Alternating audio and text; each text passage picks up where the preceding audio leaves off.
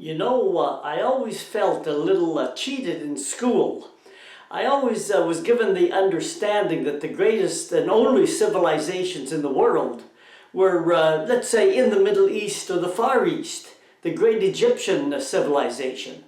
And I didn't really realize until I went down into Central and South America, here along the Mayan Riviera, that there was just as great a civilization here with its sophistication in looking at the stars and understanding astrology, its social relationships, things like that. And it wasn't until I got here, I remember years ago being in Mexico and there were these mounds and I thought that they were volcanoes. In the middle of kind of flat country, there would be this high mound until someone told me, no, those are actually ancient pyramids. And they've been there for so long that the vegetation, the grass, and even some shrub trees had grown over, and they almost look like hills right now. So let's go down to the Mayan Riviera, where I've been for a while, and let's take a look at one of the great civilizations. Brings in many people to see it. It's called Chichen Itza. Okay, let's go take a look. Ancestors of people today were the ancient prehistoric people who lived in Cozumel and most of the rest of Central America. They were the Mayans, and that's why this region is now called the Mayan Riviera. Mayan civilization existed several thousand years and ranks right up there with the largest and most sophisticated of other civilizations found anywhere else on Earth. Mayan civilization was in decline long before the Spanish arrived, but the Spanish certainly finished it off. One of the greatest archaeological sites is at Chichen Itza, which is found on the mainland from the island of Cozumel.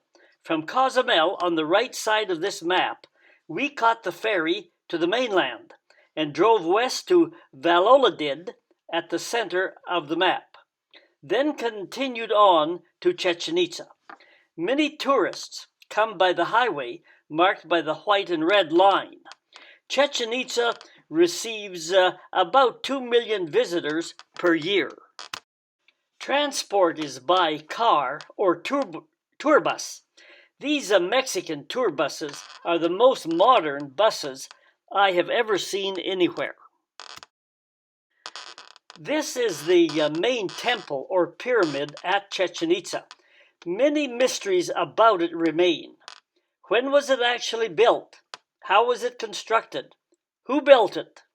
How long did it take? What is inside it? Are royal families buried inside? Are there treasures inside? How big was the city around the temple? How was the city organized? What led to its decline? These questions still remain part of the mystery of Chichen Itza, which is still regarded as one of the 7 original wonders of the world. I made this rough timeline of ancient civilizations. Look at the top today and work back down the line into history. Look how close Columbus is to the top. Then the birth of Christ is midway down. See the ancient Mayans at 2000 BC about. People have a long history of being here. It was my intent to climb this great Mayan pyramid as I had climbed the Great Pyramid of Egypt years before. I looked forward to clambering up something built from the ancient past by those who were sophisticated in astronomy, mathematics, the calendar, the arts, and architecture. Unfortunately for me, many other boots wore away the stones of the Great Pyramid, so today you are no longer permitted to climb it. There may have been as much as 20 million Mayans living all over Central America. remains of ancient cities have been discovered throughout the area. With little surface water or thick, rich soil to hold it due to the limestone ground base, water drained away quickly. The Mayans plastered the underground caverns to keep them watertight. They battled the harsh jungle, but still grew food like maize, beans, and chili peppers to feed their huge and expanding population. But their primitive slash and burn agriculture meant only temporary fields as the shallow soil became less fertile over time. Severe droughts occurred as well. As sophisticated as they were in some ways, the Mayans still had no domestic animals, so everything was hand-carried. There was no wheel, no pulley. It was stone construction only. There was no copper, no iron, or no tin to make tools. Part of early Mayan religious beliefs involved the sacrifice of people to the gods. This location here was where people were sacrificed, many of them children from the lower classes of society. This caused hard feelings, of course, and wars became more common. Trade declined as conflict increased. The problems continued to increase for the Mayans over time. Archaeologists think the remains of this wall separated the upper classes and royalty from the masses or poor people. Ancient Mayan society was severely controlled by the upper classes and royal families. Within the temple grounds, we visited a large field once used to play a type of soccer or handball game. The ball was a mud or rubber ball like the person on the left has. The ball was thrown through the hole to score a goal. It was a low-scoring game with the goals placed so high overhead. Often the captain, or even all the players at times, of either the winning or losing team were sacrificed to the gods after the game.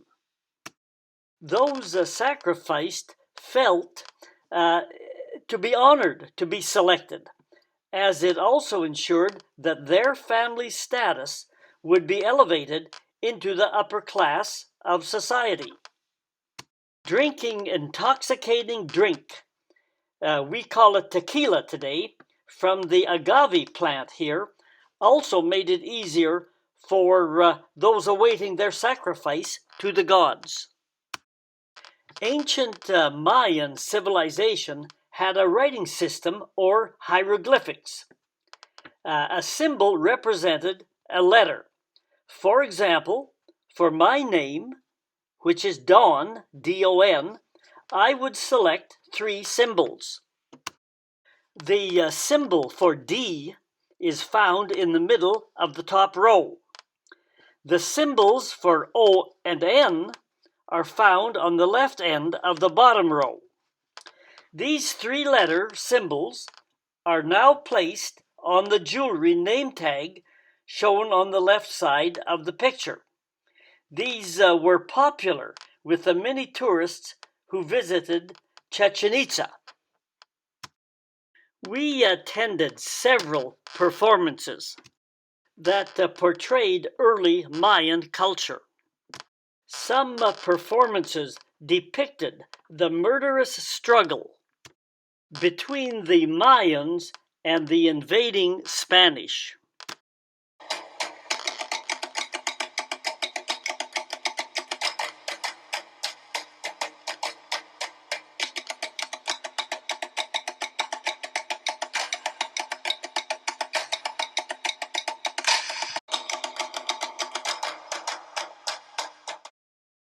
Sword and Bible conquered a great civilization.